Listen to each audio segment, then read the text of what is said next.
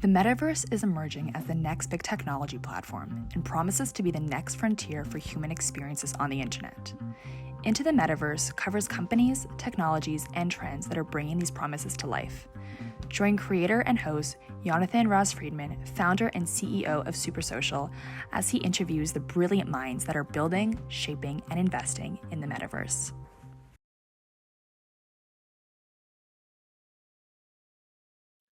Welcome to Into the Metaverse. I'm Jan, and joining me today is Michael Kennedy, who's focusing on Metaverse and modern work at Microsoft.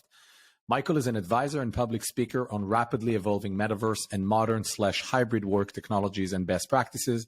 His focus is transforming the workplace to deliver increased productivity and business outcomes while improving organizational culture to attract and retain the best employees. Michael, super delighted to welcome you on Into the Metaverse. Thanks, Jan. It's great to be here. So let's dig in. First question I like to ask everyone who comes to the podcast: how do you define the Metaverse, or what is the Metaverse for Michael? That's an awesome question. And what I have found as I've been giving presentations to customers is I like to share that there's so many definitions of the Metaverse, I think, because everybody has their own angle on the Metaverse. What you're going to hear from Matthew Ball is different than what you're going to hear from Satya Nadella, is different than what you're going to hear from Mark Zuckerberg or somebody in a startup. So the way I define the Metaverse is really around the enterprise Metaverse. And we can talk a little bit more about what I mean by that. But I say that the enterprise Metaverse is an evolving set of enabling capabilities to create more immersive employee, customer, and industry experiences to foster engagement, inclusivity, collaboration, and digital integration, helping people and organizations achieve more. It's a bit of a mouthful. Well, we're going to unpack every single bit of it.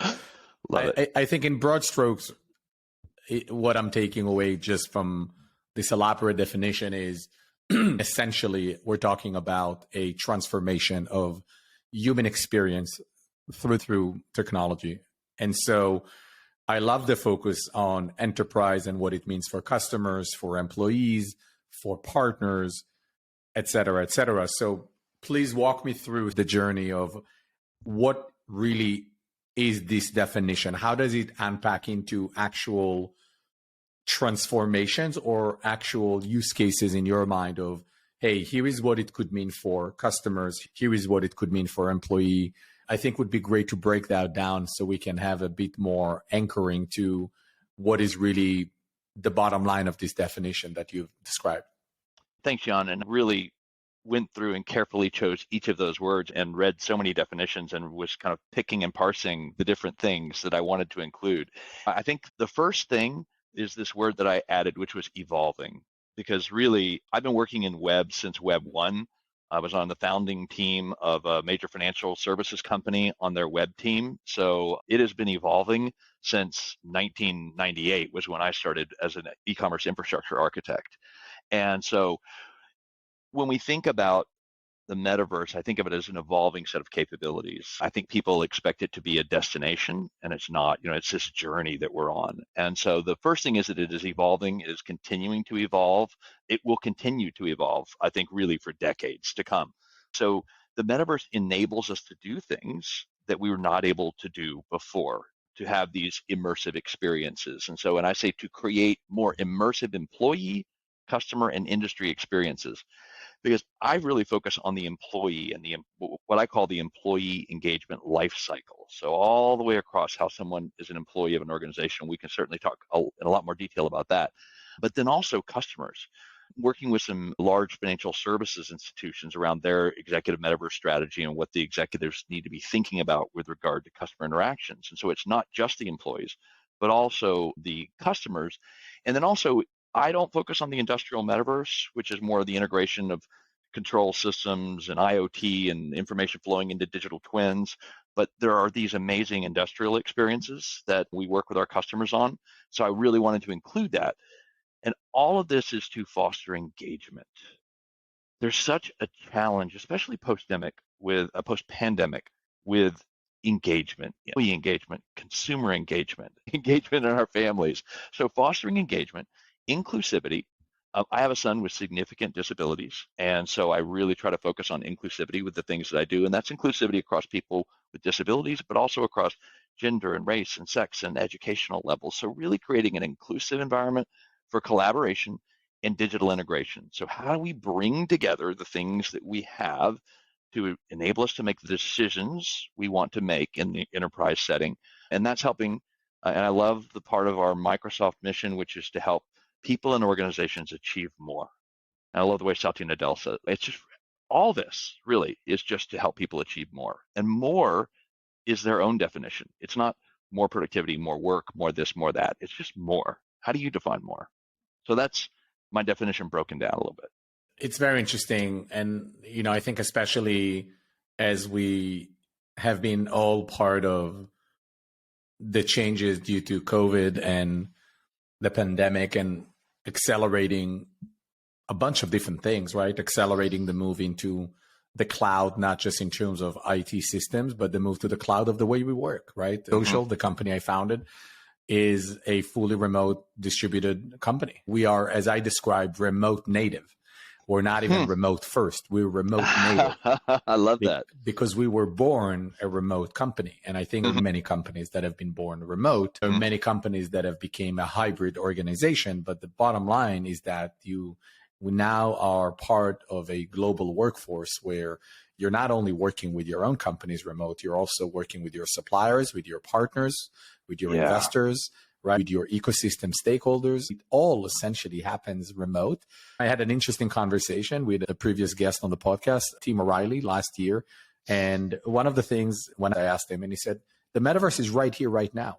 Zoom, that we are now in essentially a metaverse environment. For him, it was enough that we can interact through a digital technology in real time, being together.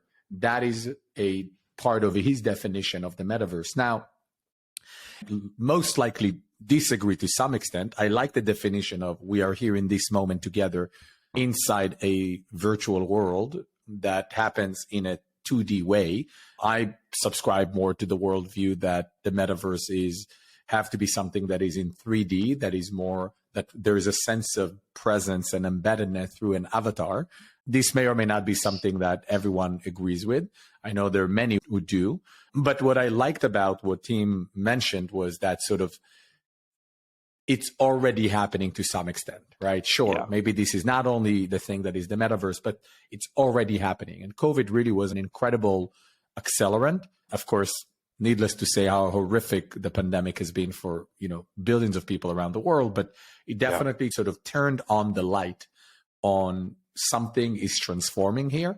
And then I think Mark Zuckerberg, when he changed the name Facebook to Meta, turned on the light for the wider world about, there is this thing called the metaverse. And so now that there is so much more awareness and exposure, and some people even claim in media that the metaverse is dead, which is entertaining because the metaverse hasn't even really arrived. It hasn't really started. And it can definitely not be dead. I believe we're in a very early stages. And so let's go deeper a bit. What are the fundamental ways in which you believe that the emergence of said metaverse could shape next generation workplace, and what that next generation workplace could look like from your vantage point? Yeah, that's great. And I've been working remotely for 20 plus years. I remember there was a Reddit post about remote in a book, and I apologize, I don't remember the author, but this is going back 15 years ago, a book called Remote, talking about remote work. And so when I look at the experiences that we're going to be able to enable, I think of it, I really like to phrase things for my business customers around this lens or framework of the employee engagement lifecycle. And so what I define the employee engagement lifecycle as the phases that the employee goes through, from recruiting, onboarding, retention, and then what I like to call alumni, or people that used to work here. And so when I look at the engagement lifecycle, I particularly look at onboarding and retention for creating more immersive experiences.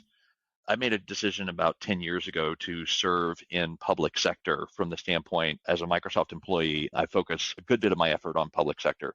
And when the pandemic hit in March of 2020, 145,000 employees in the state of Texas worked at an office, and there was no There wasn't work home plan. There wasn't even work home permission. It was like, that's not possible. 2 months later, 145,000 employees were at home. And we enabled 92 agencies to use Teams and create an immersive remote environment in a span of about months, which would have, we did the impossible. It was impossible that we could I do want that. to ask quickly, if I can, like, what have you learned just from helping 150,000 almost people essentially overnight move from a remote is forbidden, you got to be on premise, right? Yeah. So there's a whole DNA, a whole culture of work, of interaction, of making decision, of getting business done, overnight changing all of that to essentially be remote enabled. What have you learned in helping that transition? Yeah. First is we've already done the impossible, literally. And I have a good friend, his name is Brian Francis. He was the executive director of an agency called the Texas Department of Licensing and Regulation. They were very forward thinking, incredible culture. Their culture actually improved during the pandemic. And so I learned multiple things. One is that the impossible is possible, and in a very short amount of time, given the right amount of pressure being applied. And so, I mean, it was a crucible moment. You know, what are you made of? What can we do? How hard can we work? Can we get it done? Because literally people are sitting at home and they're not able to work. And so impossible is possible, first. Also, people will rise to the level that you allow them. And the way people leaned in and just did what had to be done was incredibly impressive. And I was just so blown away on a daily basis by the willingness of my customers to work so hard and just get it done. And then also, we can be a lot more flexible than we think we can when we have to be. And so I'm a big fan of putting myself into pressure situations and then seeing the result. I like to kind of draw that proverbial line in the sand, and we had that line in the sand. Okay, everybody's got to work remotely. And so I just love that. I love what people can accomplish when they're given the opportunity, they're given permission, and there is just an environment where you have to do it. So I think that's a great example to talk a bit about some of the way actual technologies and tools and products, right? And Microsoft has a whole suite of products, including Teams, which is the messaging suite of companies and teams interact and communicate. And now it's obviously been expanded. When you think about the sense of presence, right? And we talk about this type of modality of interaction, right? Accessing through different devices, right? It doesn't matter if it's a phone, a PC, a game console, whatever it is, a touch surface in an autonomous vehicle. I like to say, what do you think people will do in their autonomous Tesla? They'll access the metaverse and virtual experiences, right? They'll play, they'll communicate, they'll socialize, they'll consume entertainment, they'll be immersed in things. When we think about work, and I spend majority of my time every day on a product that enables us to work remotely as a team. If it's Slack, Teams, Zoom, I mean, either internally or with partners, like we are on all of those. We are on all of those platforms, right? I like to, when people interview at Super Social, I tell them our headquarters, you're not going to like it, but our headquarters is on Slack and our studio floor is on Discord. Nice. Right? Essentially, like the boring management stuff is on Slack. The fun, the work you guys actually want to do is on Discord. Nice. And Discord is not an enterprise software, right? Like Discord is a communication service and essentially a communication protocol and platform for gamers. And it evolved to become this sort of community place, which even teams like Super Social now use for essentially product development. And so when we think about that versus or alongside what a greater sense of presence looks like, a lot of people talk about full presence. I had a guest here, Richard Ward, former head of Metaverse at McKinsey, who said, Metaverse is full body computing. I really like that. The Mm, mm. full body computing, that was interesting because we think like, yeah, I can access the metaverse from my mobile phone. I'm going to access the metaverse from any device. No, but for Richard, it was metaverse is only really going to be here when we talk about full body computing. You are truly Haptic fully in. suits and Exactly. yeah. You're fully in. I was like, okay, let's talk about that. So when we think about remote and the ability to work together in modern workplaces, Yeah. where do you draw the distinction between those different modalities, right? 2D communication protocols, you and I can interact on Zoom or Teams.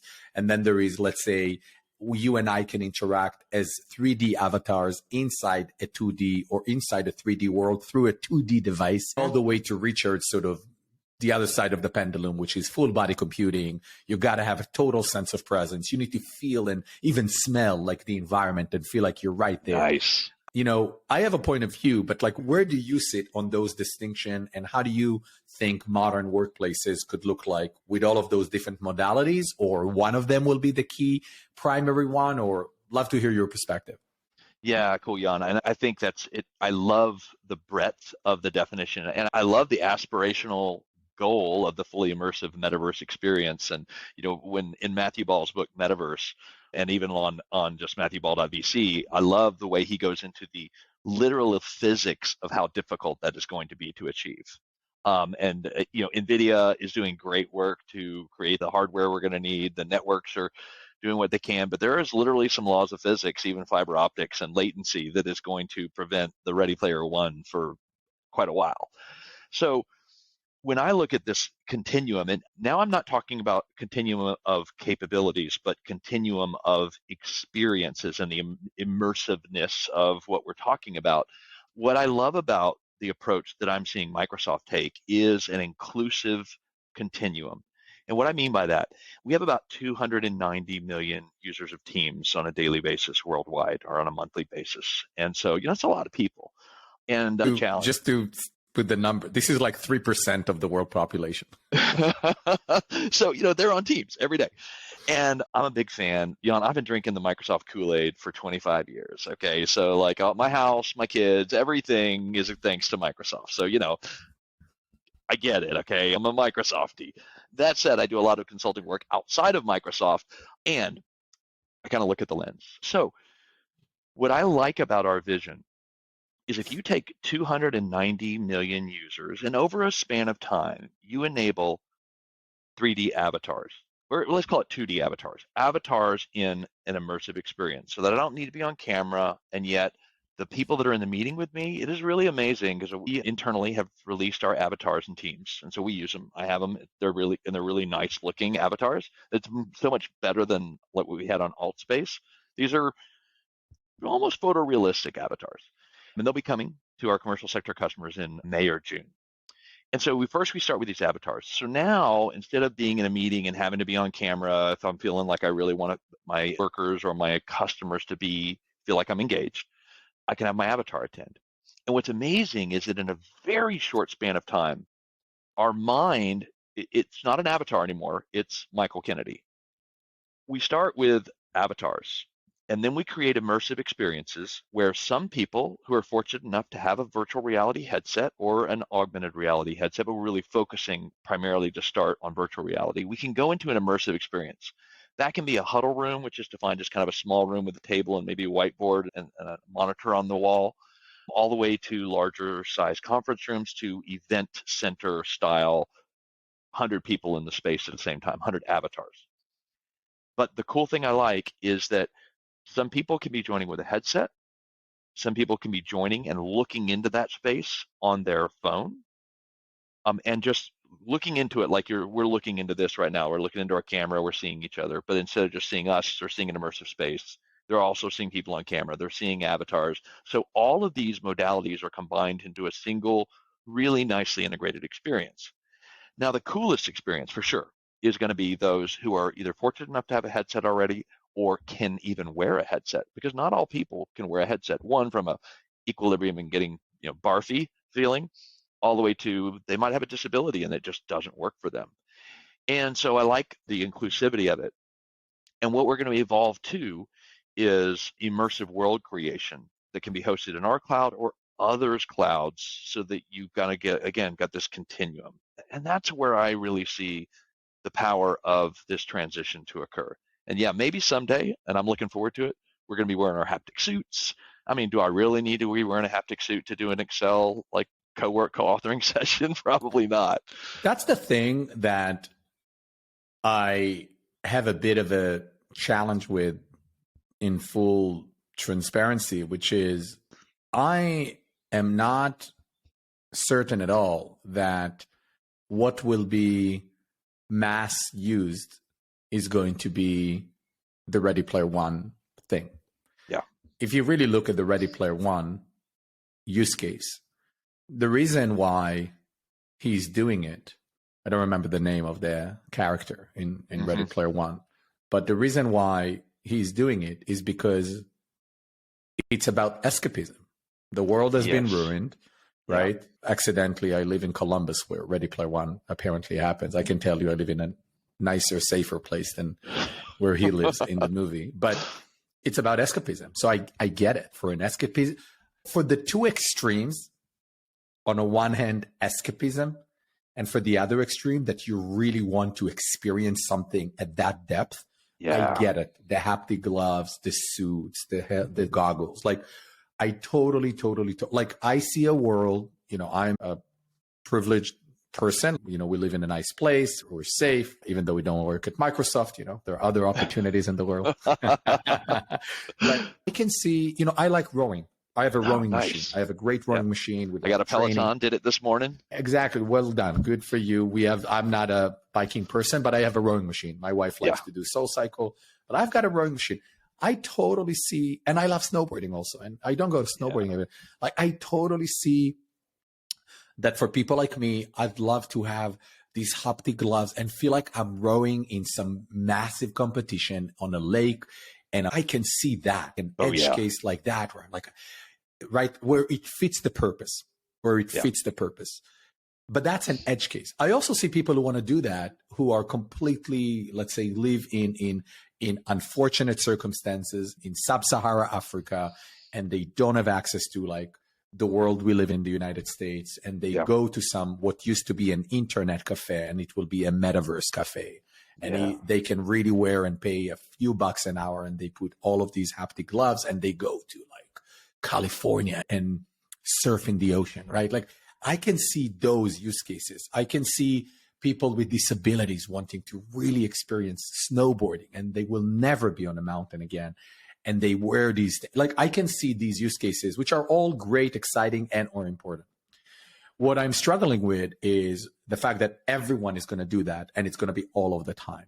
That's what I don't buy. I think quite the opposite. I think what likely will happen, and this is just my hypothesis, is that mobile technologies and computer vision and machine learning is going to become so sophisticated, and the cost will be reduced, that as we sit real time, you with your computing equipment, I have a Logi webcam on my monitor, and I'm working on a computer, right? I believe that the technologies incorporated into these edge devices are going to become so good that maybe when we do the next podcast recording in 5, 7, 10 years, instead of the real Jan sitting here, I can click on a button and it will layer on me whatever the avatar experience and expression that I want to have. And that will give me a different type of sense of immersion into the virtual world. We're going to still do that potentially through 3D applications or maybe 3D applications. But I think what I envision is that, and I might be wrong, I envision those amazing full body computing experiences on the edges, but majority of the world will continue to access through the most mass consumed, most straightforward devices. But the technology inside of these devices will enable so much more that it will really take these experiences to the next level. You've mentioned the avatars on Teams, right? Like one of the things that we're excited about as we work on a platform like Roblox, for example, is the ability for, and Roblox announced that they're working on it, is imagine that you're inside a 3D world as an avatar, and all of your face expression are actually driven from the mobile phone camera, capturing that and bringing that into the virtual world. Like those type of technology, I think, is where really we're going to see majority of the billions of people working versus the things on the edges. That's just my perspective, and I might be completely wrong. What do you think? Yeah, I think it's a great topic. Again, I 100% agree with you. Not everybody's going to have a headset. It's never going to happen. It's just, I mean, even if we had a 5,000% increase in the number of headsets that are actually being used, so you were just scratching the surface on the human population. And then there's the cost. So I think that this a variety of experiences. I think the cafe, like you talked about, are going to be real things. What I also think is that one, we don't need that for most scenarios. We already have so much power in the devices that are around us. Like you said, this iPhone, the new-ish iPhones, they don't cost $1,000 because they're a phone. They cost $1,000 because they have all this incredible technology in them. There's mapping your surroundings 24/7, like thousands of times a second, in anticipation of the day that the augmented reality glasses are available. And so there's all of this technology around us that is sort of waiting for that next evolution, that next paradigm shift in computing. And I think a couple of things. I like to go outside. The idea of putting on a headset and sitting in a headset all day, I work from coffee shop. I work outside probably 25% of days. I'm blessed to live in Texas. It's warm here a lot. Some would say it's really hot. I think, 100 degrees is pretty comfortable to sit outside. Well, you can put some haptic gloves and escape to a colder place whenever you want. Exactly. And so that a lot of people spend a lot of time online during the pandemic, and I think there's some online fatigue. And so I think the inclusion of real world experiences into a metaverse, really through the kind of the lens of the augmented reality versus the fully immersive virtual reality, I think that's sort of the killer app for the metaverse. And I know, some people, again, like this person defined the metaverse as a fully immersive haptic experience, but I think we're going to use it a lot more when it allows us to be more connected to real people in real world experiences and just feed us more information. We already have the world's knowledge in our hand, but imagine being able to call up a digital avatar and have a conversation, as part of, maybe I'm having a great conversation with a friend about a book, and I can call somebody in that's an expert on maybe you're reading a book right now around the Toltecs and the knowledge of the Toltecs. So bringing in, like, they're not called shamans, but one of the Toltec warriors to have a conversation with me. I mean, how cool would that be? Yeah. I don't need to be fully immersed wearing a haptic suit to have that incredible experience. Yeah. And the things that are happening in AI right now around, things with OpenAI and Microsoft, around ChatGPT, the layering of digital avatars in front of that with the speech to text and text to speech integration that I've seen, we're not that far off from something like what I just described. 100%. 100%. And this is where I think, it's really about function over form. I think at the end of the day, what's really important is what is the actual value derived from the technologies and the applications we're using. Right at the end of the day, people want more. Right? People want more. And what do you want? More what? More. and I think depending on what is their answer to what is more, they will be able to access different set of tools and capabilities and technologies and products. Yeah. And this is why I think, it's really about function first, then the form, right? Because probably if I really want to be immersed in a great rowing experience, I'm not going to do it by clicking on a phone or on a computer and play like a rowing, right? Like I would really want to feel it, right? Yeah. And so I think there are going to be really clear use cases where the full body computing comes to life. Another good example that, Richard Ward highlighted that I thought is interesting is, when you are building a hotel or a restaurant, right, you really want to have a sense of presence and be there, right? You're not just going to want to look at some 3D charts and 3D images and move you would want to feel like what it's like. I totally get it that there are clear use cases where that is going to be very important.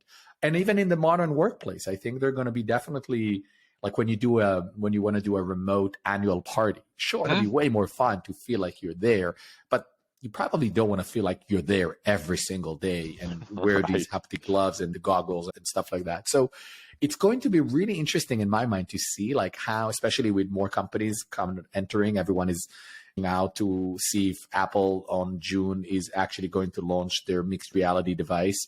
I mean, that would, if we do have an iPhone moment with mixed reality, it may come from Apple, although There's a lot of skepticism around, does the Mm-hmm. world really, do people really go? And this is where I'm going back to the question, like, is it form over function, or is it function over form? And Yeah. I think no one has yet proved yet that by putting goggles, it gives you access to a much better access to more, or a more effective access to more. It gives you access to something that is nice to have, but there hasn't yet been what you've mentioned earlier, like that sort of killer app that people are like agonize and like, yes, like BlackBerry is great, but this is like a whole different level, right?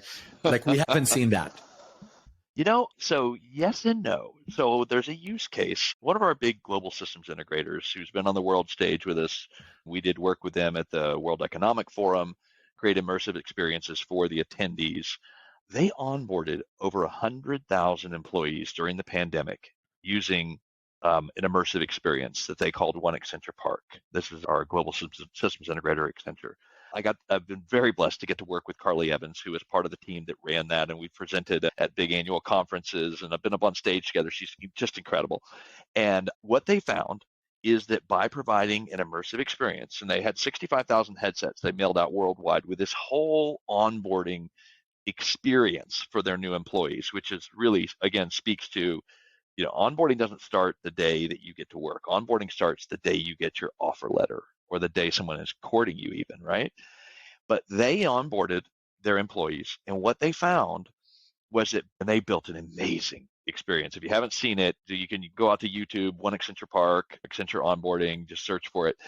They found that their employees at the end of the onboarding experience, and this was built on AltSpace, but using a lot of really high-end graphics and amazing designers creating these beautiful immersive spaces with waterfalls coming to the ceiling and monorails going off in the distance. And I was blessed to go into that environment. The employees were onboarded and they felt more a part of the global organization. They retained the knowledge better than they would if they had gone and been PowerPointed to death in a conference room. And they overall, their reviews of the experience was higher than the in-person experience. So when you look across onboarding and what's important, you want someone to feel like they're part of the organization. You want them to know how to do their job, when they step out of onboarding, and you want them to feel great about the company that they've chosen to join. And they achieved all three. So that's a really compelling example of how we can use immersive experiences today without the haptic suit, but immersive experiences. And they didn't do it 8 hours a day, that you could only do about 30, 45 minutes, an hour at a time before people, just the fatigue, the cognitive strain still with the hardware that we have is significant compared to even being on a Zoom call or a Teams call or the Google Meet. So there's only so much we can do. But the quantitative analytics on that being a better experience are there. That's for sure. No, I get it. And I think that is one of those use cases, right? And I think today, yes, it's probably for very specific use cases for very specific period of times. That leads me to kind of switching gears and talking a bit about executive onboarding into where the future is going. You work with a lot of clients, a lot of companies, a lot of organization. As executive decision makers, leadership, management looks 3 to 5 year time horizon. When it comes to organization, modern work, like what's the next generation workplace looks like? What are some of the things that they are looking to solve and some of the opportunities that they seek to tap into? Yeah, that's great. And honestly, a lot of them, and I love their transparency, they don't know. They're like, look, we hear this thing, Metaverse, we're reading articles. And now this is before some of the challenges that occurred in the fall. But when people said the Metaverse is dead, I remember when the original .com bubble burst and they said the internet is dead. They were kind of wrong about that, and they're super wrong about the Metaverse being dead. So even though it's not quite as buzzy as it was back in November or October of 2022, they know they need to be doing something. They literally don't know what they should do first or how they should start or what they should be thinking about. And so a lot of the work I do is really helping guide them through a process of understanding first, even what is it? And that's where one of the reasons I came up with that definition of the enterprise metaverse is to help them understand just this is what it is. and then helping them understand the difference between the consumer metaverse, the enterprise metaverse, and the industrial metaverse, so that they can then go, okay, I'm the enterprise metaverse. That's what I care about, if, again, in most of my customers. And then where are the opportunities? And so then I overlay the employee engagement lifecycle onto the metaverse and show them touch points along employee engagement where immersive experiences can really move the needle. Because you hear a lot of organizations say that, our people are our greatest asset. And yet the behavior toward the greatest asset is not to maximize the asset, which is have really engaged, really happy employees with a great Thrive score, which is how we really define when someone's engaged. It's called a Thrive score. And so what I think they're looking for is, how does this make a difference in my organization? And we do that through creating more engaged employees. All the reports, the analysts and everything, you can just do tons of reading. Engaged employees, if you're a for-profit organization, will increase profitability by, I think it's 17%. And so, again, on average, global studies. So if you have more engaged employees, they're going to stay longer. They're going to bring their friends, their smart friends. They are going to do better work. Your customers are going to be happy, and you're going to make more money. So how do we use immersive experiences to do that? And that's what I'm teaching them, is how to do that. Start with the employee, start with them making them happy, start with getting them feeling engaged, help them understand your technologies and what you do as an organization to your customer more effectively through immersive experiences. And then the rest follows, right? What's one of the best examples, and you don't need to name names unless it's public information. What is one of the best examples that you've seen on how an organization have used immersive technologies to do that, to create more engaged workforce, drive business results, drive happiness and fulfillment, and so on and so forth? Yeah, there's a lot of things that pop into my head. There's healthcare scenarios, there's just like financial services scenarios. So really what I see is bringing that immersive experiences to remote employees, helping them feel engaged as part of an organization. I work from coffee shop every day, not because they have a better network, not because I've got this beautiful stand-up desk that goes up and down and all this. I go to a coffee shop for community. All the people that work there are my friends. Half of the people that come in on a daily basis are now my friends. And so it's about creating a sense of community. And that is what I see. And this isn't just one organization, but across organizations that use these immersive experiences as part of the lived employee experience, is their people feel more engaged, their friendships are deeper, they can create social experiences, water cooler experiences for remote employees, and their people are happy and they know each other and they feel a sense of community. And you don't find that in a Teams chat or in a Google chat or an email. You find that in the immersiveness, you find that in the voice, you find that in the proximity and the spatial audio, feeling people talking to you from different directions, being in a small group or being in a large group, and just feeling like I'm part of something. That's what's missing in this hybrid world we live in, and that's what we've got to get back to. And it's interesting because although we're not working on any enterprise or industrial metaverse things, but with Super Social, that is exactly why I called the company Super Social, because our hypothesis was, when we started the company, was that these technologies, and we started Super Social in June 2020, right, the beginning of COVID. And it was a very intentional choice, is because, COVID was an accelerant that made me realize this is an inflection point. It would be an inflection point for a lot of stuff.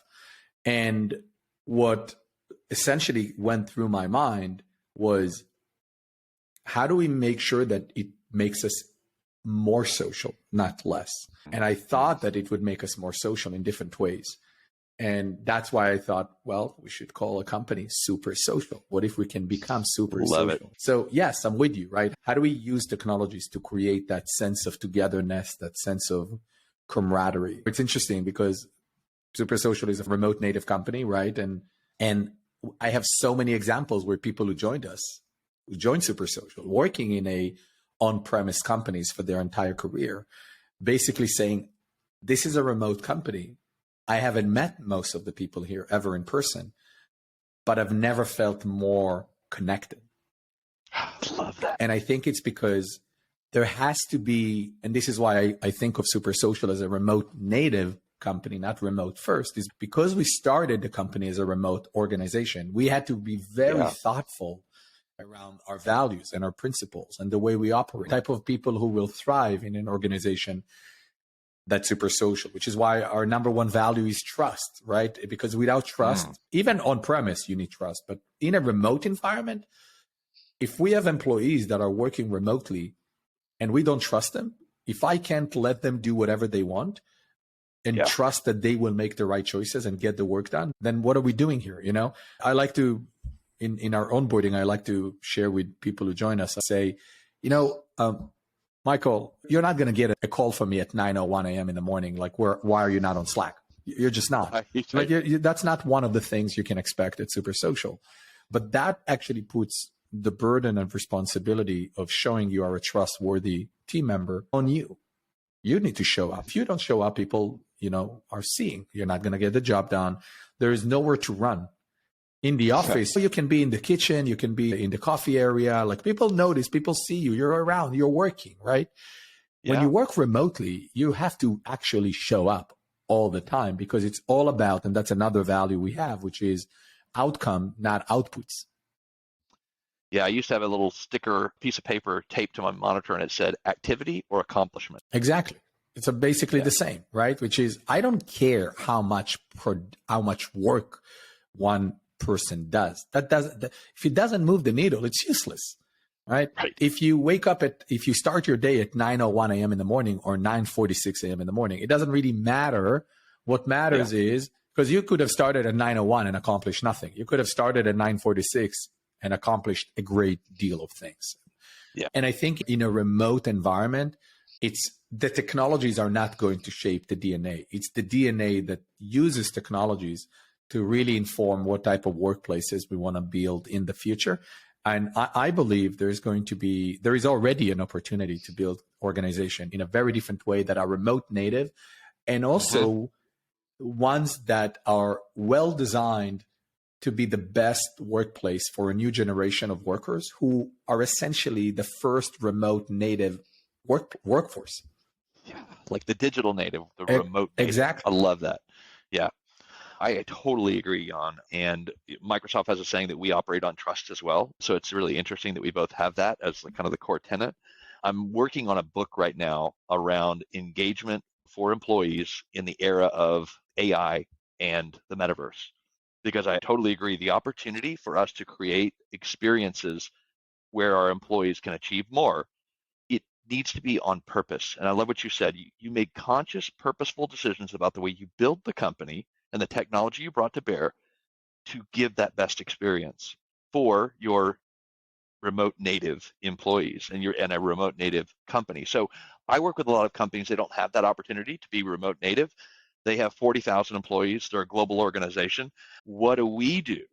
And so this book is going to really be about, again, these touch points along that life cycle of how do you use these different technologies, these emergent technologies in the life cycle to move the needle for your employees and have happier employees, more engaged employees, and as a result, more productive employees, and which drives the bottom line, which makes the world go round. Such a great opportunity to switch to kind of the last question I like to ask everyone who comes to the podcast, Michael. So I'm going to ask you, what's the one thing you want people to take away from the conversation today? Well, that's a good question. The one thing I would say is our employees deserve a better experience. And let's bring it to them. Let's do it. Yeah. All right, Michael, thank you so much for joining me. This has been such a great conversation. Yeah, it's been such a pleasure, Jan. Thank you so much for the invitation. I'm so happy to have been here. Thank you so much for listening to this week's episode of Into the Metaverse.